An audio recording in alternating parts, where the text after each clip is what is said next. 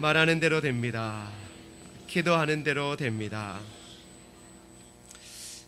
저는 조만간에 꼭 저 필리핀 선교지를 가보고 싶은 마음을 올 초부터 계속 마음을 품고 있습니다. 꼭 가봐야지, 꼭 가봐야지. 꼭 가볼 거예요.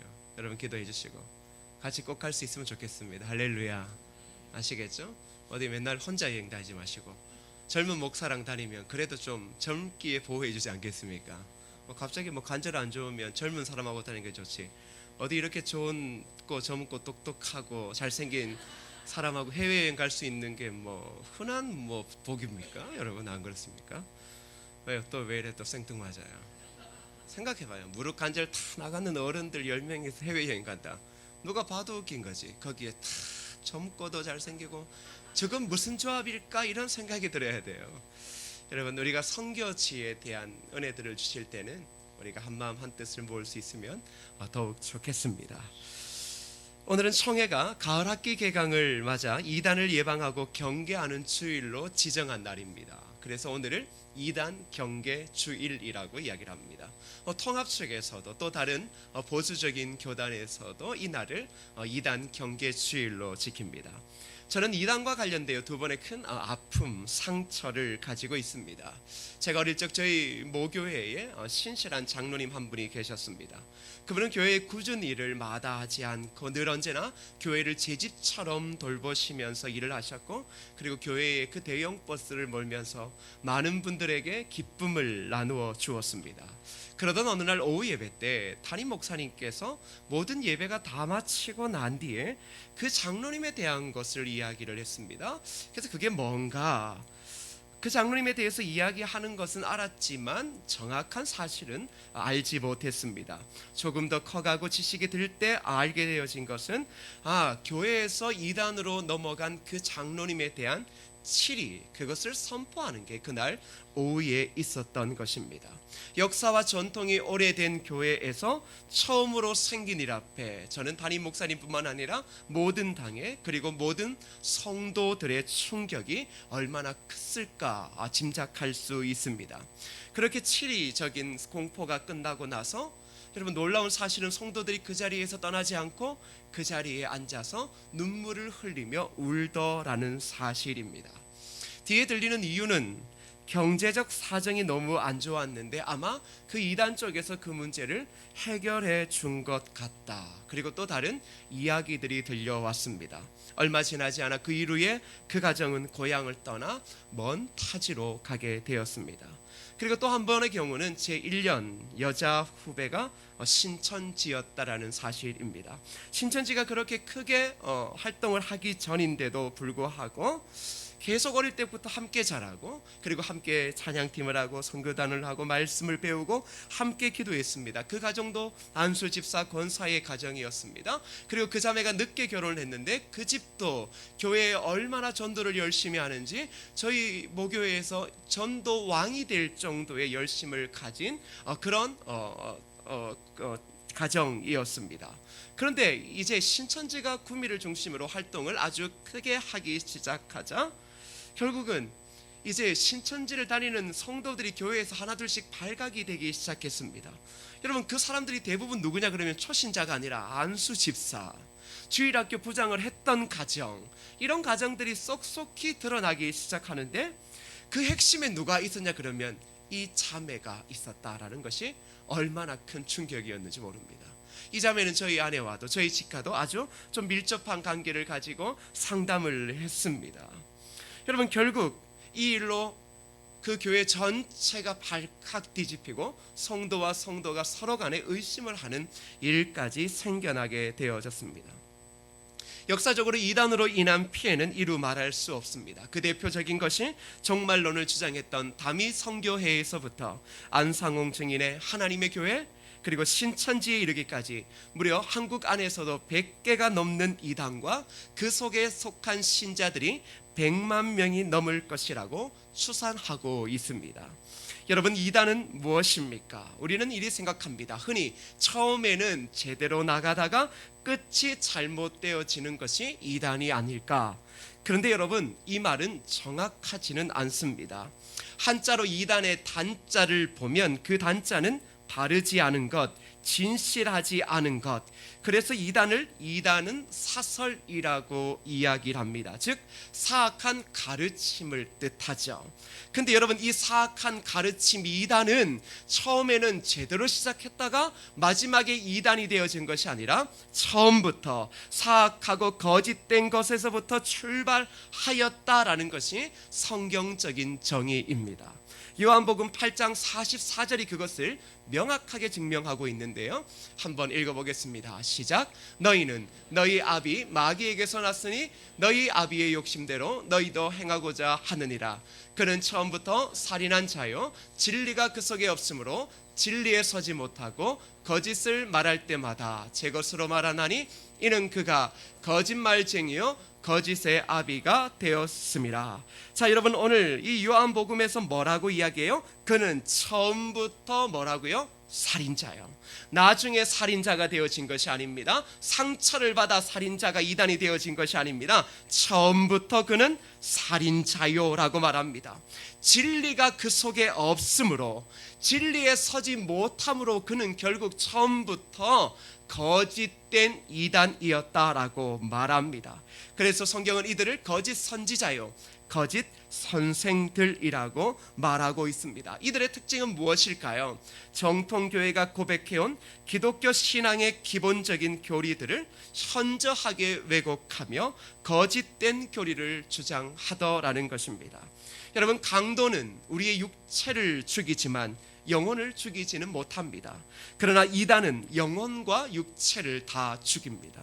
도적은 물질만 도적질하지만 이단은 물질도, 가정도, 시간도, 그리고 영혼까지도 다 도적질하는 경우가 많습니다.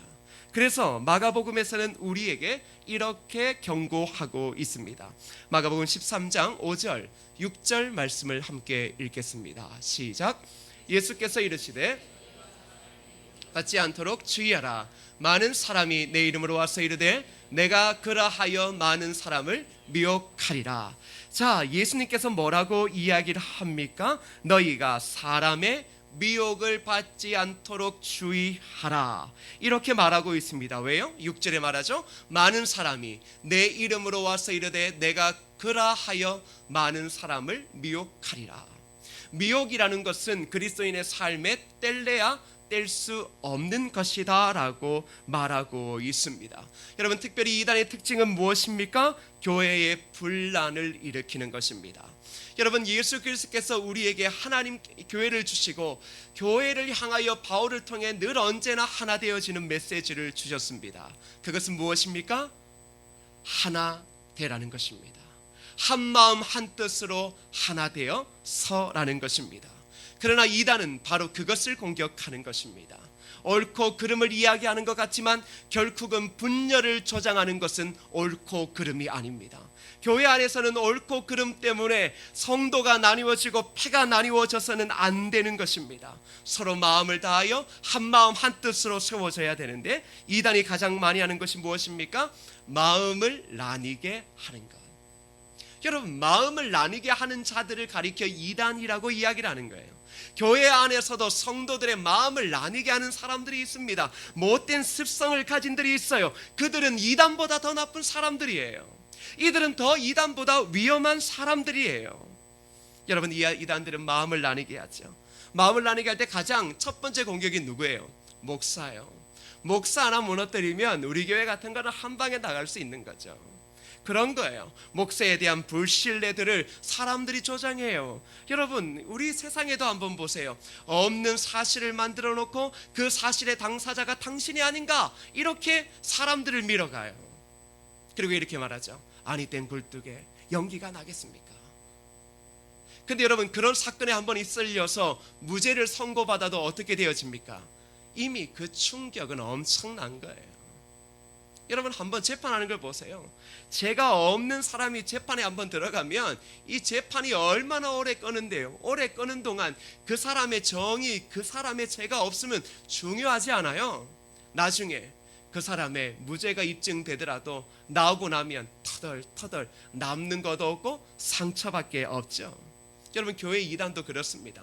일단은 비방하고 보는 거예요. 일단은 분란을 일으키고 보는 거예요. 일단은 누가 그러더라 그렇게 이야기하는 거예요. 그러면서 말하자. 저기에 내가 아는 좋은 전도사님과 목사님이 있는데 그분은 우리 교회에서 무료로 섬겨주신대.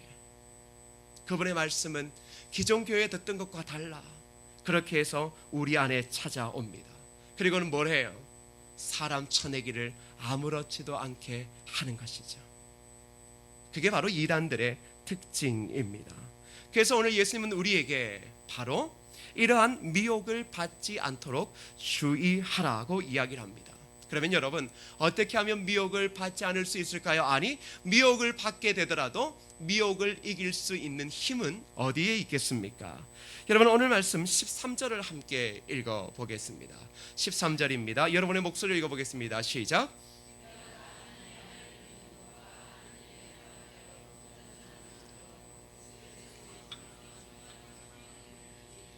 자, 여러분 이 미혹은 우리에게 늘 다가옵니다. 미혹을 이기기 위해서 성경이 이야기하는 게 무엇입니까? 그리스도의 장성한 분량이 충만한 데까지 자라나라. 그리스도의 장성한 분량이 충만한 데까지 자라날 때 그 미혹에서 자유로워질 수 있다라고 말합니다. 그러면 여러분 장성한 분량이 충만한 데까지 이르는 방편이 무엇이라고 이야기를 하고 있습니까? 오늘 말씀을 다시 한번 보십시오. 뭐라고 이야기를 하고 있어요? 여러분 성경을 보세요. 뭐라고 이야기를 하고 있어요? 하나님의 아들을 믿는 것과 아는 일에 하나가 되어지는 것이 바로 그리스도의 장성한 분량이 충만한 데까지 이르는 방편이라고 이야기를 하고 있습니다. 그래서 여러분 교회는 정통적인 교회는 그 옛날부터 늘 언제나 중요한 논의들이 있을 때마다 무엇을 했냐 그러면 기독교적 교리를 강화했고 그리고 모든 역사적인 회의 때마다 이 기독교 교리가 무엇이고 기독교 교리에서 핵심적인 것을 매해마다 명함을 통하여서 이단들에게 대행했다라는 것입니다. 그래서 여러분 지금도 교회 가운데서 그리스도의 장성한 분량이 충만한 데까지 이르기 위해서 가장 우선적으로 시행되어지는 게 있다라고 하면 기독교 교리라고 하는 것의 교육입니다. 여러분 그렇다면 기독교 교리란 무엇입니까? 여러분 그것을 이렇게 정의할 수 있습니다. 삶에서 가장 중요한 문제들에 대해 성경이 가르치는 것을 조직적으로 요약한 것이다. 삶에서 가장 중요한 문제들이 있습니다. 우리의 삶의 문제, 우리의 죽음의 문제, 삶의 무엇인가, 어떠한 의미를 가지고 살아가는가, 악한 사람은 왜 저렇게 잘 먹고 잘 사는가, 세상은 왜 이렇게 돌아가는가, 수많은 문제들이 있습니다. 그 문제들에 대해 성경이 가르치는 것을 조직적으로 요약한 것을 기독교 교리라고 이야기를 하고 있습니다. 기독교 교리는 결국 우리의 세계관을 결정합니다. 사람들은 각자의 세계관을 가지고 있습니다. 그 세계관을 통해 세상을 보고 이해하고 옳고 바름을 구분합니다. 성도들 또한 동일합니다. 여러분들은 신앙인으로서 어떠한 종교적인 문제에 대해 옳고 바름을 선택하고 결정 내릴 수 있습니다. 그런데 여러분 이런 생각해 보셨습니까? 과연 성도로서 내가 가진 세계관이 바른 것인가? 내가 지금 교회 안에서 진리라고 붙잡고 있고 참이라고 붙잡고 있고 이야기하는 것들이 내 세계관이 발라서 바르게 결정하고 있는가? 여러분 이런 의문을 던져본 적이 있으십니까? 여러분 사람들의 세계관은 결국 그 사람의 환경에서 형성되어집니다. 그런데 중요한 것은 그 환경에서 형성되어지는데 늘 언제나 건강하게 자라는 사람은 없습니다. 그래서 우리의 세계관은 혼합되어져 있습니다. 혼합되어져 있고 그 혼합되어져 있는 것이 우리의 행동, 우리의 말, 우리가 어떠한 가치를 결정할 때 나타나더라는 것입니다. 그런데 여러분 교회 안에서 우리의 신앙의 결정들을 한번 보십시오. 이런 경우가 있습니다. 어느 날은 교회가 어떠한 문제에 대해서 진리를 지키는 것처럼 딱 결정하고서는 또 어느 날 가면 어떤 부분에서는 전혀 진리와 상관없는 일을 아무렇지도 행할 때가 있습니다. 이상하죠. 어떤 것들은 진리인 것처럼 생명을 붙잡고 하고 또 어떤 것들은 이건 뭐 진리랑 상관없다라고 생각하고 아무렇게도 행하는 일들을 우리 가운데서 볼 수 있습니다. 왜 그럴까요? 그것은 우리의 세계관이 명확하지 않기 때문이에요. 세계관을 기독교적인 세계관으로 그리스도인의 세계관으로서 정립을 하지 않고 있기 때문에 어떤 때는 이런 선택, 어떤 때는 저런 선택을 합니다. 그래서 여러분 대표적인 게 이런 거예요. 한국 교회는 주일에 대한 개념이 매우 강합니다. 원래 주일은 강해요. 주일은 구별된 날로 지키는 거예요. 매일의 삶이 예배지만 주일은 구별되어 믿는 자들이 모여서 함께 교회 공동체 안에서 예배드리도록 주님이 만드셨어요. 근데 여러분 한국 교회는 정통적으로 주일날은 돈을 쓰지 않게끔 그렇게 가르쳐 왔습니다. 이러한 교단은 합동, 고신이 대표적입니다. 통합 측은 아주 맛있게 사 먹습니다. 옛날부터 아주 맛있게 사 먹습니다. 저희 모교회도 결국은 차량했던 교회도 주일날 돈 쓰는 거에 대해서는 참 곤란한 경우를 가지고 있었습니다. 근데 한번 생각해 보세요. 자, 주일날 돈을 쓰는 것 어떻게 생각하십니까? 제가 모교에 있다가 이제 구미에서 있다가 경산으로 갔는데 그 교회는 더 놀라운 사실을 갑자기 교사 일을 주일날 식당에서 오리집에서 하기로 했답니다. 목사님이 새로 왔다고. 되게 충격이었어요. 경산이 더 시골이거든요. 근데 시골에서 합동측 교회에서 주일날 돈을 쓰는 것이 문제가 아니라 그것도 식당에서 밥을 먹는다. 근데 여러분 이미 그때 서울에서는 다 밥을 먹고 있었어요. 교단을 초월해서 고신층 모르겠고 저희 교회도 아무렇지도 않게 밥을 먹고 택시를 타고 다니고 그렇게 하고 있잖아요. 옛날에는 이 문제들을 가지고 결국은 목사님이 주일날 짬뽕을 시켜 먹었다가 부목사가 교회에서 잘린 적이 있었다. 이런 이야기가 될 정도였습니다. 자, 여러분 그러한 기준이 어디에 있냐라는 거예요. 그러한 기준을 어디에 두고 우리가 판단하고 가치를 부여하고 있느냐라는 것이죠. 그러니까 어떤 사람들은 어떠한 일들을 선택할 때마다 종교적인 가치가 있는 일을 선택할 때마다 이때는 되게 보수적이고 이때는 되게 자유주의적이고 그렇게 판단하고 행할 때가 많습니다. 여러분 이것은 주관이 없는 거예요. 다시 말하면 그것은 자기가 원하는 생각대로 결정을 하고 있다라는 것입니다. 여러분 기독교 교리의 배움의 중요성은 바로 이것 때문입니다. 우리가 늘 언제나 미혹을 받는 이유도 명확하지 않은 그리스도인의 세계관 때문이에요. 명확하지 않으니 흔들릴 수밖에 없는 것이죠. 그래서 교회는 기독교 교리에 대해서 매우 중요하게 가르치고 모든 성도들이 배워야 하는 것입니다. 여러분 사람들에게는 척추가 있습니다. 성인의 척추는 26개의 척추뼈로 이루어져 있고 척추뼈 사이에는 우리가 잘 아는 디스크라고 불리는 쿠션이 있어서 그 충격들을 흡수하고 척추를 유연하게 해주는 역할을 합니다.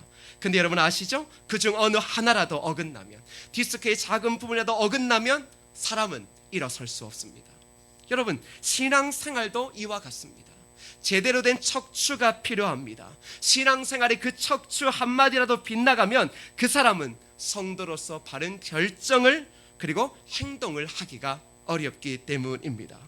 그래서 우리는 이단 경계주의를 맞이해서 가장 먼저 해야 될 일은 뭐냐 그러면 우리 안에서 이단을 발견하여 색출하자가 아니라 우리가 먼저 하나님을 깊이 알아가는 교리를 배워야 됩니다. 그리고 그것을 날마다 배워야 하는 것입니다. 그렇다면 왜 교리적인 지식이 중요할까요? 예전에는 다 믿으면 됩니다. 목사님 말 믿으면 되지. 믿으면 됩니다. 근데 그 말이 맞는 것처럼 보이지만 그 시대에는 맞을 줄 모르지만 신학이라는 것은 그런 것 아닙니다. 신학의 실제적인 정의는 무엇입니까? 바로 이해를 추구하는 믿음이 신학입니다. 이해를 추구하는 믿음입니다. 근데 여러분 이것은 하나님께서 우리에게 믿음을 주셔서 구원이라고 하는 것을 믿어지게 하신 것 다음에 출발하는 것입니다. 그저 우리가 이해를 통하여서 하나님을 알아갈 수 있는 방법은 없습니다. 그래서 여러분 신앙이라는 것, 여러분이 구원받은 자로 들어왔다라고 하면 신앙은 지금부터는 생각하는 믿음이어야 될 줄 믿습니다. 그래서 여러분 지식은 신앙의 출발에 있어서 기초가 되어집니다. 히브리서 6장 1절 말씀을 함께 읽어보겠습니다. 시작. 그러므로 우리가 그리스도의 도의 처벌을 버리고 죽은 행실을 회개함과 하나님께 대한 신앙과, 자 잘 보세요. 뭐라고 이야기를 합니까? 무엇을 버리라? 그리스도의 도의 초보를 버리라 라고 이야기를 합니다. 여러분, 우리가 구원받았다라고 해서 신앙이 갑자기 아주 높은 저 상급반에 있는 것이 아닙니다. 예수를 믿어 구원을 받았으면 그때부터는 뭐예요? 신앙의 초급반이에요. 왜 초급부터 시작되어집니까? 바른 뼈대를 세우기 위해서요. 구원은 우리에게서 떠나지 않는 것은 명확합니다. 그러나 여러분, 예수를 믿고 구원을 얻게 되어진 순간부터 결국 우리는 신앙의 뼈대를 새로 세워야 하는 것입니다. 왜일까요? 구원을 얻었지만 우리의 세계관은 바뀌지 않았기 때문입니다. 하나님이 누구신지, 그리고 우리의 인생의 사명이 무엇인지, 죽음 뒤에 무엇이 있는지를 알지 못하기 때문에 우리는 초급의 과정을 거쳐 온전히 주님을 닮아가야 되는 것입니다. 그래서 여러분, 성경이 뭐라고 이야기를 합니까? 그리스도의 도의 초보를 버려라. 여러분, 예수 믿는다고 이 사람이 그리스도를 온전히 신뢰하고 있다, 정말로 바른 신앙의 결정을 한다, 그럴 수 없습니다. 그럴 수 없어요. 그래서 여러분, 신앙은 기초가 중요해요. 여러분, 우리의 아이들이 학원을 다닐 때 영어, 수학 가장 중요한 게 뭡니까? 기초요. 기초라고 하는 뼈대가 잘 안 되어져 있으면 어떤 일이 벌어져요? 상급 과정 올라가지 못해요. 여러분, 성장이 멈출 수밖에 없는 거예요. 그래서 여러분, 우리나라에 나와 있는 그 도서들 중에 이 기본기가 탄탄한 영어, 수학 도서가 얼마나 많은지 몰라요. 근데 사람들이 부끄러워서 그걸 들고 다녀요, 안 들고 다녀요? 여러분, 제가 대학교 다닐 때 군이라고 이야기하면 어렵지만 솔직히 이야기해야 되잖아요. 방위를 이렇게 소집 해제하고 나서 이제 한 6개월 시간이 남아서 영어 학원을 다녔습니다. 대학생이 영어 학원을 다니는데 제가 무슨 반을 가고 싶겠어요? 저는 아주 고급 반 가고 싶었어요. 근데 딱 하자마자 그러더라고요. 아, 레벨 테스트를 한대요. 학원 다닐까 말까 갑자기 고민했어요. 레벨 테스트를 하는 게 얼마나 부끄러운 줄 아세요? 그 이제 저녁반에 갔어요. 레벨 테스트를 하는데요, 지금은 이제 이해가 되죠. 그게 뭐냐 그러면 대부분 비동사가 어떻게 사용되어지는 것들, 아주 기초적인 것들을 한 10문제, 제가 거기에 쓸 수 있었던 게 한 3개인데 그래도 그 여자 선생님이 되게 인자하시더라고요. 저를 부끄럽게 하지 않으시고, 초급부터 하시면 되겠네요.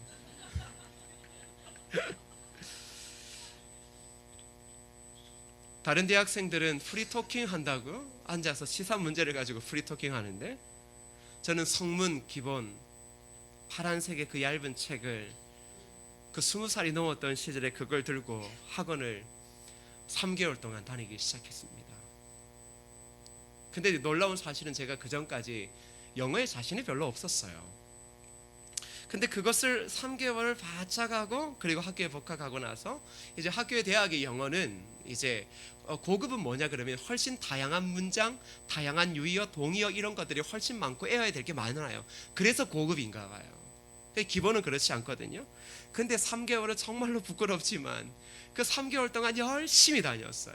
열심히 다니고 이 기초가 어떤지는 모르겠지만, 얼마나 나에게 도움이 될지 모르겠지만, 하여튼 책을 달달 외우듯이 하면서, 그리고 복학을 하고 나서는 이제 그 교수님의 수업을 듣게 되어졌죠. 제가 여러분, 그의 시험을 딱 쳤어요. 제가 영어에 자신이 없었잖아요. B뿔을 맞은 거예요. B뿔을 맞았는데 대학 영어 시험이 엄청나잖아요. 단어도 엄청나요. 제가 그때 한 가지 깨달았어요. 이해가 되더라는 거예요. 여러분, 언제 이해가 돼요? 기초가 있을 때요. 신앙의 기초가 있을 때 이해가 되는 거예요. 신앙의 기초가 있을 때 결국은 우리는 그리스도인으로서의 바른 선택과 바른 기준과 바른 눈으로 세상을 바라보며 수많은 문제에 대해서 우리가 명확하게 하나님의 마음으로 답을 내릴 수 있는 것입니다. 그렇다면 여러분, 오늘은 신앙의 기초가 매우 중요한데, 신앙의 기초가 놓여 있지 않는 삶의 특징은 어떤 것인지를 한번 보겠습니다. 오늘 말씀을 보면 2가지로 이야기를 합니다. 첫 번째는 요동치 않게입니다. 여러분, 신앙의 기초가 놓여져 있지 않는 사람의 특징은 요동한다라는 것이죠. 진리를 알지 못하면 우리는 상황에 따라 밀려 다닐 수밖에 없어요. 여러분, 그럴 때 많잖아요. 교회를 다니는데 늘 언제나 내가 가만히 있지를 못해요. 자꾸 좌우로 흔들려요. 여러분, 하나님 없는 이 세상에서의 삶은 하나님의 진리에 다시 없는 배를 타고 항해하는 것과 똑같습니다. 그러니 흔들릴 수밖에 없어요. 여러분, 말씀의 기초가 없는 사람들의 특징은 뭐예요? 쉽게 요동해요. 쉽게 요동해요. 그리고 감정이 쉽게 솟아올라요. 여러분, 그렇지 않습니까? 아이들 가끔 집에 보면 아내가 어린 아이들, 초등학교 아이들, 유치원 아이들하고 싸워요. 이 싸우는 거 보면 정말로 지극히 유치해요. 여러분, 유치한 싸움의 특징은 뭐예요? 감정이요. 팩트가 중요한 건 아니에요. 감정이 중요한 거예요. 진리의 기초가 바르지 않은 삶, 말씀의 뿌리가 없는 삶은 결국은 뭐예요? 감정적으로 행할 수밖에 없다라는 거예요. 그래서 여러분, 청소년들하고 이야기를 한번 보세요. 청소년들이 가슴이 뜨거운 아이들은 얼마나 가슴이 뜨거운지 몰라요. 그런데 감정적이에요. 지 분수를 몰라요. 지는 공부도 안 해요. 아무것도 안 해요. 그런데 이 나라의 대학 교육을 비판해요. 미국을 이야기를 해요. 어디서 그런 걸 주워 들었는지 모르겠어요. 핵심은 뭐냐 그러면 감정적인 동요예요. 신앙의 첫자는 감정이 드러나는 겁니다. 교회마다 한번 보세요. 여러분, 어려움이 부딪힐 때 신앙의 첫자들은 뭐예요? 감정 바락 그러는 거예요. 막 불탑니다. 여러분, 그 양철 냄비 아시죠? 라면 끓여 먹는 누런 냄비, 동태탕 해 먹는 냄비 특징 뭐예요? 확 올랐다가 확 식어요. 그게 초보예요. 그러니 쉽게 요동할 수밖에 없는 거예요. 여러분은 지금 예수를 믿은 지 몇 년이 중요한 것은 아닙니다. 신앙의 뼈대 어디까지 자라고 있습니까? 지금도 여러분들이 어떠한 일들에 대해서 늘 언제나 하나님의 말씀이 이야기하는 것이 무엇인지가 아니라 내 감정이 동요되어지고 내가 싫어하면, 내가 받아들이지 못하는 것들이 자꾸 드러난다면 여러분 기억하십시오. 여러분은 구원은 받았을지 모르지만 쉽게 미혹당할 수밖에 없는 신앙의 기초가 부실한 그리스도인들입니다. 두 번째는 모든 교훈의 풍조에 밀려 다닐 수밖에 없습니다. 진리를 알지 못하면 우리는 거짓 가르침에 속습니다. 여러분, 우리 교회 안에서 열심히 일했던 동료들이 이단에 넘어간 사실들을 한 번씩 경험할 때가 있을 겁니다. 같이 일했던 그 집사님이, 그 권사님이 얼마나 교회를 지키고 열심히 일했는데 갑자기 보니까 이단한테 넘어가서 신천지에 가서 우리한테 신천지 오라고 이야기를 합니다. 그때 여러분 이런 생각이 드시죠? 어떻게 저런 일이 있을 수 있는가? 여러분, 열심히 일하는 것과 신앙은 별개라는 거예요. 저희 어머니도 연세가 자꾸 들어가시더라고요. 아프신 데가 자꾸 많잖아요. 연로하시면 몸이 딸잖아요. 근데 집에 이렇게 계시면 뭐 하는 줄 아세요? 계속 뭘 이렇게 주워 담아요, 방바닥에.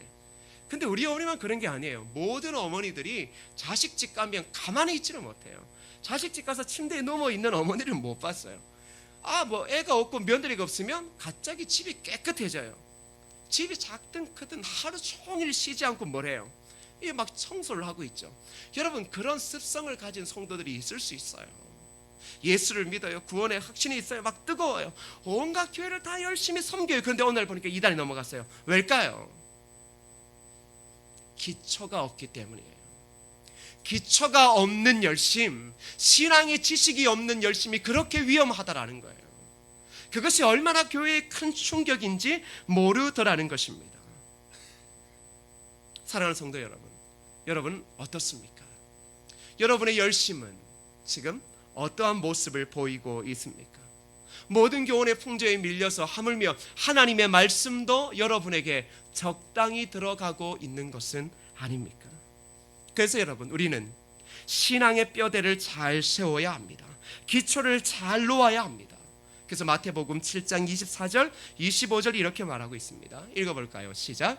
그러므로 행하는 자는 그 집을 반석 위에 지은 지혜로운 사람 같으리니 비가 내리고 창수가 나고 바람이 불어 그 집에 부딪히되 무너지지 아니하나니 이는 주추를 반석 위에 놓은 까닭이여. 자, 뭐라고 이야기를 합니까? 신앙의 뼈대 기초를 잘 놓아라. 반석 위에 집을 지어라. 자, 왜요? 반석 위에 집을 지으면 창수가 나고 바람이 불어 그 집에 부딪히되 무너지지 않는다. 무너진다라는 건 뭐예요? 성도들이 이단에 넘어가고 미혹되어져서 감정이 동요하고 넘어간다라는 건 뭐예요? 그의 기초, 그의 기초가 반석 위에 세워져 있지 않다라는 것을 명확하게 증명하더라는 거예요. 근데 여러분, 반석 위에 집을 짓는 게 뭐라고 이야기를 해요? 바로 24절을 보세요. 나의 이 말을 듣고 행하는 자가 그 집을 반석 위에 지은 지혜로운 사람 같더니. 그저 교회를 다니면 몇 번 기도하고 예배 드린다라고 해서 신앙의 성숙이 있어지는 게 아니라 하나님의 말씀을 듣고 그 말씀대로 행하는 자라야만이 반석 위에 집을 지은 지혜로운 사람이 되어지는 거예요. 그게 기초가 튼튼하게 되어지는 거예요. 그때부터 어떻게 되어져요? 신앙의 성숙함이 있어지고 세상적인 세계관이 우리 삶에서 나아가고 오직 그리스도의 말씀의 뼈대가 우리를 새롭게 삼아서 진짜 열매를 맺는 가지를 우리의 삶 가운데 뻗칠 수 있게 되어지는 것입니다. 사랑하는 성도 여러분, 이단의 유혹은 거세집니다. 이단들의 포교는 이제는 노골적으로 접근해 옵니다. 이제는 1대1로 토론하자라고 이야기를 합니다. 이럴 때일수록 분명한 것은 신앙의 뼈대를 명확하게 세우는 겁니다. 한국교회, 특별히 장로교회의 가장 큰 약점은 지식을 상실한 믿음이라는 것입니다. 지식을 상실했기에 감정적으로 이단들을 대할 수밖에 없습니다. 그러면 감정적으로 대하면 돌아와서도 참 열이 나고 열이 식어지지 않고 솔직히 내 자신에 대해 부끄럽습니다. 혹 저기가 진짜 진리는 아닌가 이런 생각이 듭니다. 왜요? 나에게 말씀의 기초가 없기 때문인 것이죠. 신앙의 뼈대가 명확하면 요동치 않습니다. 거짓 교훈과 풍조에 밀리지 않습니다. 변함없는 예수의 은혜로 참된 복음에 합당한 삶을 살아가게 되어질 것입니다. 그래서 여러분, 이단들이 창궐하고 있는 이때에 여러분들이 가장 먼저 해야 될 것은 하나님의 말씀을 듣고 행하고 그리스도인의 세계관을 바로 세워가는 것이 첫 번째이고, 두 번째는 교회 안에서 성도들 간에 시비와 원망이 없게 하여서 이단들로 하여금 우리의 연약함을 보여줘서 그들이 틈타지 못하도록 해야 되는 겁니다. 왜 이단들이 쳐들어올까요? 어디에 쳐들어올까요? 이단들이 어리숙하지 않습니다. 여러분, 이단들이 강한 교회를 쳐들어가지 않아요. 어떤 교회를 쳐들어가요? 교회 안에 시비와 원망이 있는 교회, 불평과 불만이 있고 서로에 대한 상처가 회복되어지지 않았고 아직도 그러한 마음으로 있는 교회 가운데 누가 쳐들어와요? 이단들이 넘도는 거죠. 왜요? 조금만 이야기를 하고 조금만 그 사람의 비율을 맞춰주면 이단에게 넘어가기 참 좋잖아요. 교회 안에 시비와 원망은 있어서는 안 됩니다. 그래서 바울이 뭐라고 이야기를 합니까? 순전하고 흠이 없게 하라. 여러분, 우리가 흠이 없는 게 얼마나 중요해요. 성경이 그 얘기를 많이 하잖아요. 흠이 없는 예물을 드려라. 바울이 빌립보 교인들에게 이야기할 때도 흠이 없어라. 뭐냐 그러면 바로 원망과 시기와 질투를 버리는 것이 흠이 없는 삶이라고 이야기를 하는 거예요. 여러분, 이단의 공격이 거세집니다. 서로 한마음 한뜻으로 사랑으로 하나 되십시오. 원망과 시비를 거치고 순전함과 흠없음으로 함께 손을 잡고 나아갈 때, 그리고 그 속에서 우리가 말씀을 배울 때 우리는 이단의 미혹에서 자유로울 뿐만 아니라 그들이 어떠한 바람을 세상 가운데 불어넣는다 할지라도 우리는 결코 넘어지지 아니하고 하나님을 붙잡고 이 시대의 그리스도인다운 삶과 축복을 누리며 살게 되어질 것입니다. 그러기 위해서는 우리에게 이 찬양과 같은 결단이 있어야 됩니다. 환난과 핍박 중에도 성도는 신앙 지켰네. 이 신앙 생각할 때의 기쁨이 충만하도다. 여러분, 누가 환난과 핍박 가운데도 신앙을 지킵니까? 하나님을 바로 알고 바로 믿고 바른 교리 교육을 통하여서 하나님의 중요한 복음의 능력을 아는 자들만이 시대의 풍조에 밀려나지 않는 것입니다. 힘들고 어려워도 여러분, 감정으로 동의하지 마십시오. 세상이 여러분을 죽인다 할지라도 죽겠다 말하지 마십시오. 왜요? 우리는 어떠한 환난과 핍박 중에서도 이 신앙을 지키는 것이 우리의 유일한 길이고, 그 신앙을 지킬 때 옥중에서도 기뻐했던 우리의 믿음의 선조들의 그 은혜를 우리도 누릴 수 있게 되어지는 것입니다. 우리 한번 믿음의 결단으로 한번 이 찬양을 고백하겠습니다. 환난과 핍박 중에도 환난과 핍박 중에도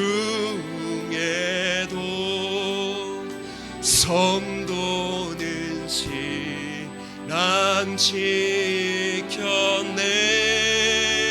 이 신앙 생각할 때에 기쁨이 충만하도다. 성도의 신앙 따라서 죽도록 충성하게. 옥중에 매인 성도나 옥중에 매인 성도 양심은 자유 얻었네. 양심은 자유 얻었네. 우리도 고난 받으면 죽어도 영광 되도다. 성도의 신앙 따라서 죽도록 충성하게. 성도의 신앙, 성도의 신앙 원수도 사랑하겠네. 원수도 사랑하겠네. 인자 노노 행실로 이 신앙 전파하리라. 성도의 신앙 따라서 죽도록 충성하겠네. 우리 시간 함께 기도하실 때에 이단의 미혹은 우리에게 환난과 핍박을 겸하여 가져오고 있음을 알 수 있습니다. 근데 그 속에서 자유함을 누리고 신앙의 기쁨을 누릴 수 있는 것은 하나님의 말씀에 바른 뼈대를 세울 때 이단을 이길 수 있습니다.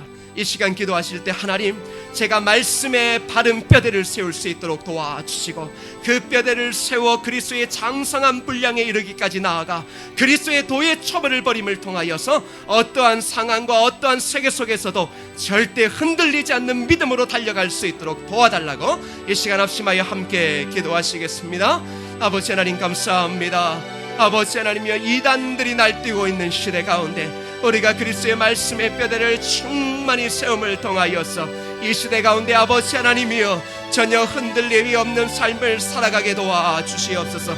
하나님을 믿을 때 환난과 고난이 있달지라도 아버지 하나님이여 우리가 그것에 흔들리지 아니하는 진정한 믿음과 하나님의 말씀을 알고 배우는 일에 우리의 기초를 명확하게 하나님의 반석 위에 세울 수 있는 그 은혜의 역사가 모든 성도들에게 임하게 하여 주셔서 절대 아버지 하나님이여 세상의 그 거짓된 선지자의 말에 미혹되지 아니하고 열심을 다하여 달려갈 수만 있도록 도와주시옵소서. 죄와 싸워 이기게 하시고 우리 교회 안에는 서로 성도 간에 진정한 한마음과 한뜻 사랑으로 우리 아버지 하나님의 원망과 시비를 거치고 온전함과 순전함과 흠이 없으므로 한마음 한뜻 되어 달려가 아버지 하나님의 이단들이 틈타지 못하도록 우리를 도우시고 인도하여 주옵소서.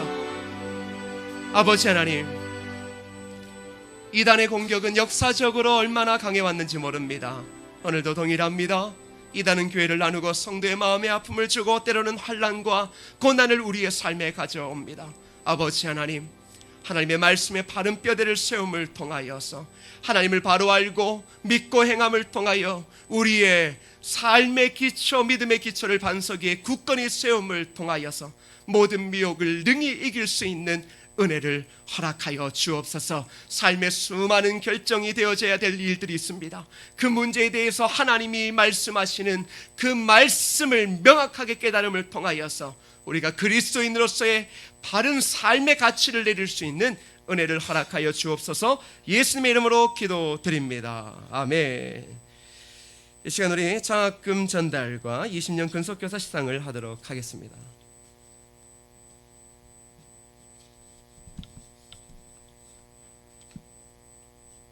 저희가 상반기하고 하반기 장학금을 2번을 지급을 하는데요.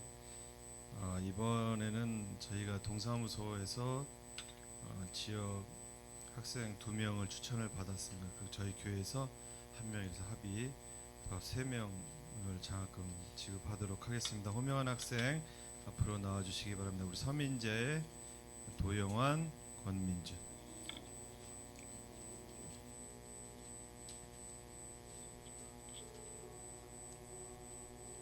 장학증서 15-8 이름 서민재 2000년 10월 19일생.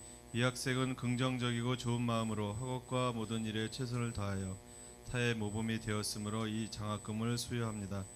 주 2015년 9월 6일 대한예수교 장로회 성원교회 담임 목사 최병무. 박수로 환영해 주시기 바랍니다. 다음 도영환 학생 이어갔습니다. 우리 권민준 학생 이어갔습니다. 차렷 뒤로 돌아 경례.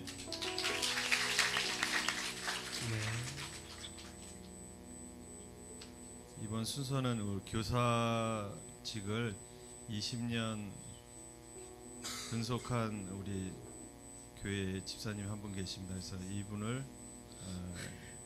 저희 노회에서 추천을 해서 전국 주일학교 연합회에서 표창을 했습니다. 임미란 집사님 나와주시기 바랍니다.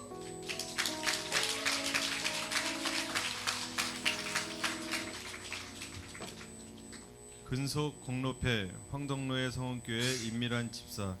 귀하께서는 주일학교 교육의 육성 발전을 위하여 교사의직을 20년 이상 헌신과 봉사로 사명을 감당함으로 크게 공헌하였기에 그 뜻을 높이 취하며 이패를 드립니다. 내가 죽도록 충성하라. 그리하면 내가 생명의 관을 내게 주리라. 주 2015년 8월 28일 대한예수교 장로회 전국 주일학교 연합회 회장 이재영 장로.